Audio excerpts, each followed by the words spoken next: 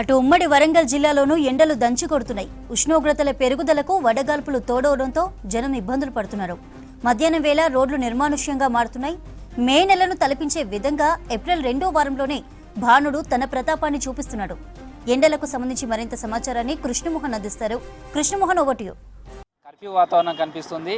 చాలా రోడ్లు కూడా వాహనాలు కూడా బయటికి రాలేని పరిస్థితి. ఎండ తీవ్రత గణనీయంగా పెరిగిందని చెప్పచ్చు. 3-4 రోజులుగా ఉష్ణోగ్రతలు రికార్డు స్థాయిలో నమోదవుతున్నాయి. వడగాల్పుల తీవ్రతతోటి ఇళ్లను వదిలిపెట్టి బయటికి రావాలంటేనే జనం జగ్గుతున్నటువంటి పరిస్థితి కనిపిస్తుంది. మనం ప్రస్తుతం ఉన్నదంతా కూడా కాళోజీ సర్కిల్ అంటాం. ఇటు కరీంనగర్ వెళ్ళడానికి సంబంధించి కావచ్చు, అదేవిధంగా ఇటు వరంగల్ వెళ్ళటానికి, సేమ్ టైంలో ఇటు హైదరాబాద్కు వెళ్ళడానికి సంబంధించినటువంటి వాహనాలతో ఎప్పుడు చూసినా ఈ ప్రాంతం అంతా కూడా రద్దీగా ఉంటుంది. ఇసుకేస్తే రాలనంత ట్రాఫిక్ కనిపిస్తుంటుంది. కానీ మనం ప్రస్తుతం చూడొచ్చు, అత్యవసరమైనటువంటి పనులు ఉన్నటువంటి వాళ్ళు అది కూడా అన్ని రకాల జాగ్రత్తలు తీసుకున్న తర్వాత మాత్రమే బయటికి వస్తున్నారు. 2 రోజులుగా వడగాల్పుల తీవ్రత చాలా ఎక్కువగా ఉంది. వడదెబ్బకు గురై చనిపోతున్నటువంటి సంఘటనలు కూడా కనిపిస్తున్నాయి. అయితే జనరల్గా మే నెల వచ్చేసరికి ఈ తీవ్రత చాలా ఎక్కువగా ఉంటుంది. కానీ ఈసారి ఏప్రిల్ మొదటి వారం నుంచే ఎండల తీవ్రత కనిపిస్తుంది. ప్రస్తుతం చాలామంది చాలా జాగ్రత్తలు తీసుకున్న వాళ్ళు మాత్రమే బయటికి వస్తున్నారు. కొంతమంది స్థానికులు. ఎట్లుంది సార్ ఈ సమ్మర్? ఎట్లా ఉంది అసలు? విపరీతంగా ఉంది సార్. హైట్ బాగుంది. 45 డిగ్రీస్ వరకు ఉంది. అంటే జనరల్గా ఎవ్రీ ఇయర్ చూస్తే ఈ ఇయర్కి ఎట్లా అనిపిస్తుంది? కొంచెం బిఫోర్ వచ్చినట్టు అనిపిస్తుంది. మరీ మేలో ఉండాల్సింది ఇప్పుడు ఏప్రిల్లోనే ఇలాంటి ఎండ తీవ్రత ఎక్కువ అవుతుంది. అసలు రోడ్లు ఎట్లా ఉన్నాయి? రోడ్లు బాగానే ఉన్నాయి.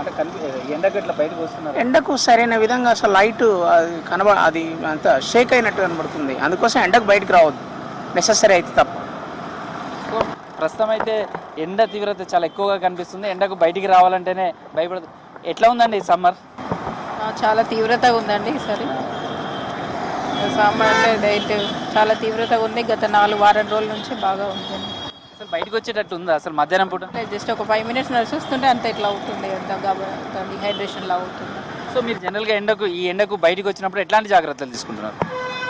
వచ్చినప్పుడు ప్రాపర్ మెయింటెనెన్స్ అంటే వాటర్ డిహైడ్రేషన్ కాకుండా water consumption is important. Consumption is very bottle ఇవన్నీ క్యారీ చేస్తున్నారు? ఎవ్రీథింగ్ ఎగ్జాక్ట్లీ వీ హ్యావ్ అన్నీ ఉన్నాయి. Water bottles. ఒక 5 మినిట్స్ ఎండలో నిలబడితే ఎట్లుంటుంది సార్? చాలా దారుణంగా ఉందండి. ఇంకా వచ్చే వారం రోజులు ఇంకా ఎక్కువ ఉండే తీవ్రత ఉందని అంటున్నారు. అందరూ జాగ్రత్తలు పాటించాలి. సో చిరు వ్యాపారుల పరిస్థితి ఇంకా దారుణంగా ఉంది. అన్న ఎట్లుంది రోడ్ల మీద ఎండలు? బాగున్నది ఎండ. ఎట్లా అసలు గిరాకీ వస్తుందా? ఎట్లుంది? ఒకరు వస్తుండ్రు. మామూలుగా రోడ్లు ఎట్లున్నాయి అసలు? జనంతో ఉన్నాయి? జనం మామూలుగా ఉన్నారు. కొద్ది ఎట్లుంది ముందర? ఎట్లా 100 రూపాయలకు డజన్. ఈ ఎండాకాలం ఎట్లుంటే ఇవి తింటే మంచిదా? మంచిదే ఇది. ఎట్లుంది మీ వృత్తికి? ఎట్లా ఉంది అంటే ఈ ఎండకు ఇదంతా కూడా? ఉన్నది ఎండ బాగానే ఉన్నది.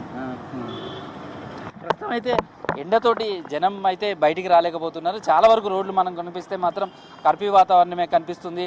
అడపదడప కనిపిస్తున్నటువంటి వెహికల్స్ మాత్రమే, అది కూడా ప్రభుత్వ ఉద్యోగులు కావచ్చు, లేదా అత్యవసరమైనటువంటి అవసరాలు ఉన్నటువంటి వాళ్ళు కావచ్చు, వాళ్ళు మాత్రమే రోడ్లపైకి వస్తున్నారు.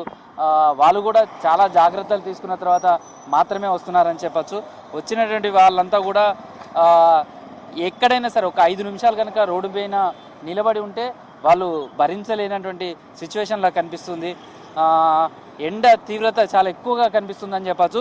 అయితే డాక్టర్లు కూడా అనేక సూచనలు చేస్తున్నారు. ఎండ తీవ్రత ఎక్కువగా ఉంది, ఎవరు కూడా మధ్యాహ్నం 12 నుంచి సాయంత్రం 5 గంటల వరకు కూడా సాధ్యమైనంత వరకు ఇళ్ళకే పరిమితం కావాలి. ఎండ తీవ్రత ఎక్కువగా ఉన్న నేపథ్యంలో కనీసమైనటువంటి జాగ్రత్తలు తీసుకోవాలని చెప్తున్నారు. ఎవరు కూడా ఎక్కువసేపు ప్రయాణం చేయాలనుకుంటే మాత్రం కనీసం అరగంటకు ఒక్కసారి ఎక్కడో ఒక చోట నీడ పట్టున కొద్దిసేపు అయినా కానీ విశ్రాంతి తీసుకోవాలి. ఏమాత్రం అస్వస్థకు గురైనప్పుడు అనిపిస్తే మాత్రం ఎమ్మటే రెస్ట్ తీసుకోవడంతో పాటు అవసరమైతే డాక్టర్లను సంప్రదించాలి.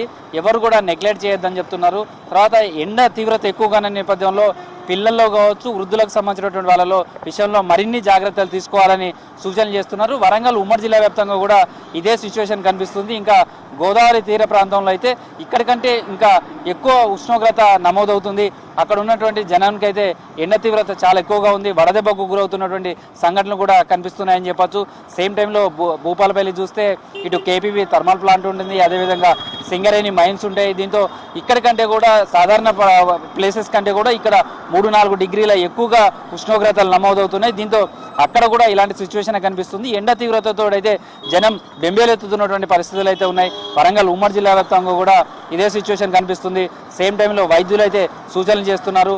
ఎట్టి పరిస్థితుల్లో కూడా అత్యవసరమైతేనే బయటికి రావాలి, సాధ్యమైనంత వరకు నీడ పట్టునే ఉండాలి. బయటికి వచ్చిన వాళ్ళు కూడా మంచినీళ్ళు కావచ్చు లేదా కొబ్బరి బొండం లాంటి వాటిని క్యారీ చేయాలి.